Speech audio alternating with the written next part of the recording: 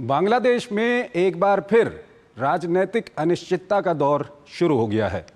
बांग्लादेश के सेना प्रमुख और अंतरिम सरकार के मुखिया मोहम्मद यूनुस के बीच तनातनी की खबरों के बीच मोहम्मद यूनुस ने अपने पद से त्यागपत्र की धमकी दे दी है। दरअसल बांग्लादेश में जल्द चुनाव कराने और म्यांमार के रखाइन प्रांत के साथ मानवीय गलियारा बनाने को लेकर बांग्लादेश सेना प्रमुख और अंतरिम सरकार के बीच भारी विवाद की खबरें हैं। ये रिपोर्ट देखिए। सेना का भरोसा खोने की खबरों के बीच राजनीतिक दलों ने बांग्लादेश की अंतरिम सरकार के प्रमुख मोहम्मद यूनुस के खिलाफ हल्ला बोल दिया है। सेना प्रमुख वकारुज़्ज़मा द्वारा खुलेआम जताई गई नाराजगी के बाद से बांग्लादेश के राजनीतिक गलियारों में तख्ता पलट की अटकलें तेज हो गई हैं। इस दावे को हवा मिली गुरुवार को हुई सलाहकार परिषद की बैठक के बाद कहा गया कि यूनुस सहयोग न मिलने से नाखुश हैं और इस्तीफा देने के बारे में सोच रहे हैं। इस खबर पर छात्र नेता और यूनुस के करीबी माने जाने वाले नाहिद इस्लाम ने भी मुहर लगाई। यूनुस से मुलाकात के बाद नाहिद ने कहा कि उन्होंने बताया कि अगर सहयोग नहीं मिलेगा तो वे पद पर क्यों बने रहेंगे। हालांकि शुक्रवार को यूनुस के विशेष सहायक फैज अहमद तैयब ने इन अटकलों पर विराम लगाते हुए कहा कि यूनुस इस्तीफा नहीं देने जा रहे हैं, लेकिन बाद में उन्होंने फेसबुक की इस पोस्ट को डिलीट कर दिया। मौजूदा उथल पुथल का तात्कालिक कारण बीएनपी का विरोध है, जो अपने उम्मीदवार हुसैन को ढाका के मेयर के रूप में शपथ दिलाने की मांग कर रही है।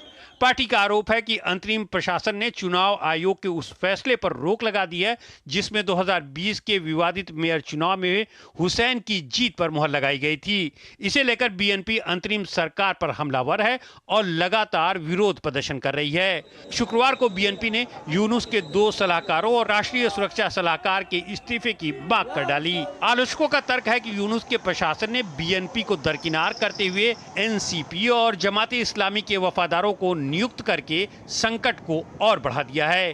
वहीं आंदोलनकारी छात्रों की पार्टी एनसीपी भी चुनाव आयोग के पुनर्गठन की मांग को लेकर ढाका के चौक चौराहों पर प्रदर्शन कर रही है। पक्षपात का आरोप लगाते हुए मौजूदा चुनाव आयोग के तहत चुनाव में भाग नहीं लेने की बात कह रही है। कभी यूनुस के समर्थक रही सेना के सुर भी तेजी से बदलते दिखाई दे रहे हैं। सेना प्रमुख जनरल वकारुज़्ज़मा ने राजनीतिक स्थिरता की जरूरत पर जोर देते हुए यूनुस के सामने दिसंबर तक चुनाव कराने की मांग रख दी है। उन्होंने प्रस्तावित रखाइन मानवीय गलियारे को लेकर भी नाराजगी जताई। वकारुज़्ज़मा ने इसे खारिज करते हुए कहा कि ऐसे फैसले लोकतांत्रिक रूप से निर्वाचित सरकार द्वारा लिए जाने चाहिए। दरअसल बांग्लादेश के चटगांव से म्यांमार के रखाइन प्रांत तक प्रस्तावित एक मानवीय सहायता गलियारा है, जिसका उद्देश्य गृह युद्ध और भूकंप से प्रभावित म्यांमार वासियों तक राहत पहुंचाना है। लेकिन सेना का मानना है कि इससे देश की संप्रभुता और आंतरिक सुरक्षा को खतरा हो सकता है। और इस खबर पर बात करने के लिए हमारे साथ जुड़ रहे हैं professor Sanjay Bhardwaj, school of international studies JNU से। संजय जी, बहुत बहुत स्वागत है आपका हमारे इस कार्यक्रम में। पहला सवाल आपसे यही जानना चाहेंगे कि बांग्लादेश से जिस तरह की खबरें आ रही हैं, वो खबरें वहाँ की जो राजनीतिक अस्थिरता है उसको बयां कर रही हैं। काफ़ी हालात वहाँ पर ख़राब हो चुके हैं। क्या कुछ आपकी पहली प्रतिक्रिया? देखिए, मैं कहूँगा कि मोहम्मद यूनुस को जो इंटरिम सरकार का जो कार्यवाहक प्रधानमंत्री बनाया था, उनका जो पहला और आखिरी मैंडेट ये था कि वहाँ पर लोकतांत्रिक तरीके से चुनाव कराए जाएं। वो चुनाव भी फ्री, फेयर और इंक्लूसिव चुनाव हो। चूंकि मोहम्मद यूनुस चुनाव ना कराने के बजाय जो पॉलिसी डिसीजंस हैं, जो कोर नेशनल इश्यूज हैं, उनमें उलझते हुए नजर आ रहे हैं, उनमें उनको पॉलिटिसाइज करने का प्रयास कर रहे हैं। खासकर जब मैं बात कहता हूं कि उन्होंने एक तो जो अवामी लीग पे जो प्रतिबंध लगाया है, एक तरीके से इंक्लूसिव जो रिप्रेजेंटेटिव पार्टिसिपेटरी इलेक्शन है उसको रोकने का प्रयास किया है। दूसरा ये देखिए कि वहाँ का जो टेक्स्ट बुक है उसमें सेकेंडरी और प्राइमरी लेवल पे उसमें काफ़ी कुछ बदलाव किया है। तीसरा ये देखिए कि जो राष्ट्रपिता मुजीबुर रहमान था, उनको राष्ट्रपिता की उपाधि से, टेक्स्ट बुक से हटा दिया गया है, और जो स्वतंत्रता का डिक्लेरेशन था उसमें भी उसमें दखल अंदाजी की है। तो जो कई जो कोर इश्यूज हैं जो 1971 की स्पिरिट से जुड़े हुए हैं, उनमें वो दखल अंदाजी करके और जमात के इशारे पे, रेडिकल्स के इशारे पे जो मोहम्मद यूनुस काम कर रहे थे, वो ना वहाँ की जनता को गंवारा है और ना ही वहाँ की जो सेना है, क्योंकि सेना में अभी भी वो काफी कुछ हद तक बड़ा स्तर पर लोग वो हैं जो 1971 के विचार में विश्वास करते। तो मोहम्मद यूनुस को जो बिना मैंडेट के, बिना इलेक्शंस के जिस तरीके के पॉलिसी डिसीजंस वो ले रहे हैं, वो उससे वहाँ की सेना और वहाँ के इंस्टीट्यूशंस और वहाँ की जो जनता, बेसिकली जो एक तरीके से शेख हसीना के खिलाफ खड़े हुए थे, स्टूडेंट्स अगेंस्ट डिस्क्रिमिनेशन, वो भी आज के दिन ठगा हुआ महसूस कर रहे हैं। और वो कह रहे हैं कि जिस आधार पे शेख हसीना को हटाया था, उसमें लॉ एंड ऑर्डर का प्रॉब्लम था, भ्रष्टाचार के इश्यूज थे, निपोटिज्म के इश्यूज थे, ऑथोरिटेरियनिज्म के इश्यूज थे, उनके आधार पे शेख हसीना को हटाया था। लेकिन मोहम्मद यूनुस भी वही सब काम कर रहे हैं, ऑथोरिटेरियन होते जा रहे हैं, भ्रष्टाचार बढ़ता जा रहा है, लॉ एंड ऑर्डर की स्थिति खराब होती जा रही है। और आप ये देखिए कि हर दिन बांग्लादेश में आज बड़े बड़े स्ट्राइक्स और डेमोन्स्ट्रेशन हो रहे हैं। एक रिक्शा जो यूनियन है, उन्होंने इतना बड़ा डेमोन्स्ट्रेशन, इतना बड़ा प्रदर्शन किया। स्टूडेंट्स हर दिन गलियों में और रोड पे आए हुए हैं, क्योंकि किसी तरीके से कोई पॉलिसी डिसीजंस उस तरीके के नहीं लिए जा रहे कि वो डेमोक्रेसी और डेमोक्रेटिक इंस्टीट्यूशंस को मजबूत करे। तो एक तरीके से बांग्लादेश को मोहम्मद यूनुस गृह युद्ध की तरफ धकेलने का प्रयास कर रहे हैं। इसमें वहां की जो सेना है, एक तरीके से जो भी भूमिका हो, लेकिन उन्होंने संज्ञान लिया इस बात पे और उन पे और एक तरीके से प्रतिबंध लगाने का प्रयास किया मोहम्मद यूनुस। संजय जी, जो सेना और अंतरिम सरकार के बीच में मुख्य विवाद इस वक्त आ रहा है, एक तो चुनाव कराने को लेकर के सेना चाहती है कि दिसंबर तक चुनाव करवाए जाएं, दूसरा ये जो म्यांमार के साथ एक ह्यूमन कॉरिडोर बनाने की वहाँ पर जो रखाइन स्टेट के साथ, ये काफ़ी महत्वपूर्ण वहाँ पर निकल के आ रहा है। मैं ये जानना चाहता हूँ, क्या मोहम्मद यूनुस अभी भी यूएस डीप स्टेट के दबाव में काम कर रहे हैं वहाँ पर?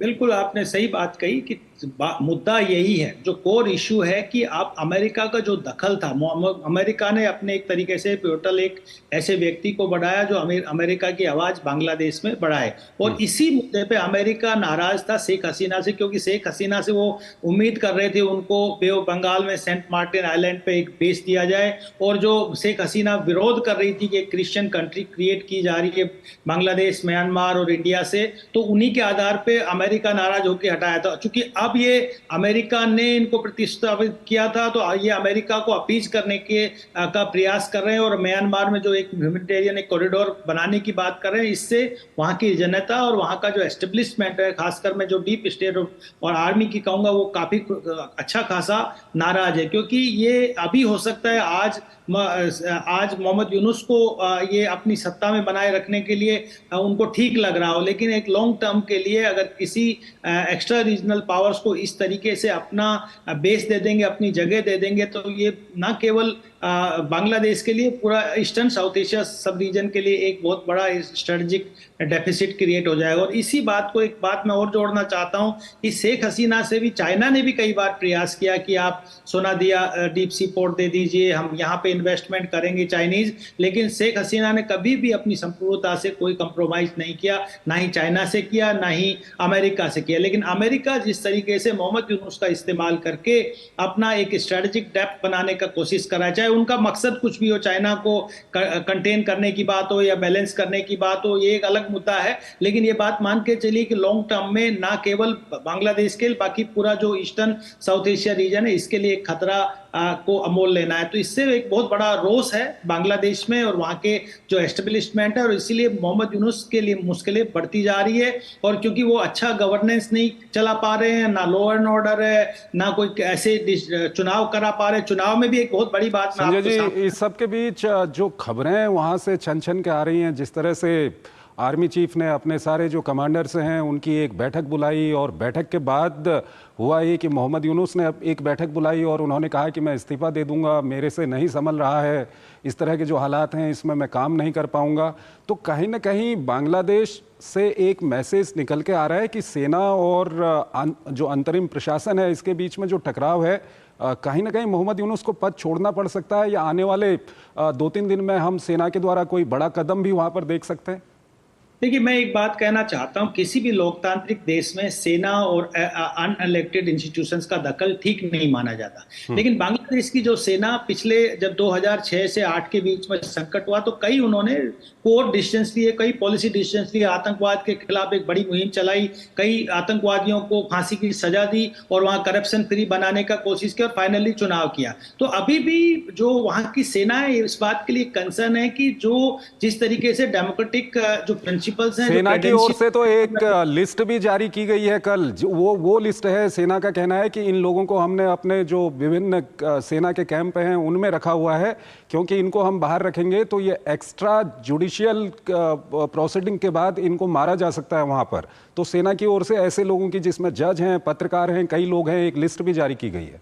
बिल्कुल सही बात है। जो जो बेसिकली जो एंटी मोहम्मद यूनुस का एक नया एक दाव है कि जो एंटी हसीना ग्रुप है उसको एक सेंटिमेंटली उनका समर्थन हासिल कर पाए कि भाई मेरे पे दबाव आ रहा है, मुझे इस्तीफा देने के लिए मजबूर किया जा रहा है। लेकिन अभी सेना कंसर्न है, वो राष्ट्रहित की बात सोच रही है और सेना क्या कह रही है कि भाई आप दिसंबर में चुनाव कराइए और किसी भी राजनीतिक दल को आप प्रतिबंधन मत कीजिए और जो 1971 की स्पिरिट है उसको आप उसके साथ छेड़खानी मत कीजिए। ये क्या करना चाह रहे हैं? जो नया दल उभरा है, जो नेशनल सिटीजन्स पार्टी है, उसका कोई मैंडेट नहीं है, कोई उसका स्ट्रक्चर नहीं है, उसको अभी इतना समर्थन, तो एक तरीके से उनके लिए एक वॉकओवर क्रिएट करने का प्रयास किया जा रहा है। दूसरी तरफ जो बीएनपी है, बीएनपी भी इसका विरोध कर रही है, क्योंकि बीएनपी ये नहीं चाहती, वो चाहती है कि अगर अवामी लीग पार्टिसिपेट करेंगे तो जो इलेक्शंस के रिजल्ट होंगे वो बहुत ज्यादा क्रेडिबल होंगे और मुझे लगता है एक स्थायित्वपूर्ण सरकार बांग्लादेश में आएगी। लेकिन मोहम्मद यूनुस बेसिकली कुछ लोगों के हाथों में खेल रहे हैं, खासकर रेडिकल्स को बांग्लादेश के अंदर, जमाते इस्लाम, और बाहर से आप जानते हैं कि जो डीप स्टेट पाकिस्तान का काफी इन्वॉल्वमेंट और अमेरिका का इन्वॉल्वमेंट रहा है। ये बांग्लादेश के लॉन्ग टर्म। ठीक है संजय जी, एक और महत्वपूर्ण विषय है, उस पर अभी हम बातचीत करेंगे। आप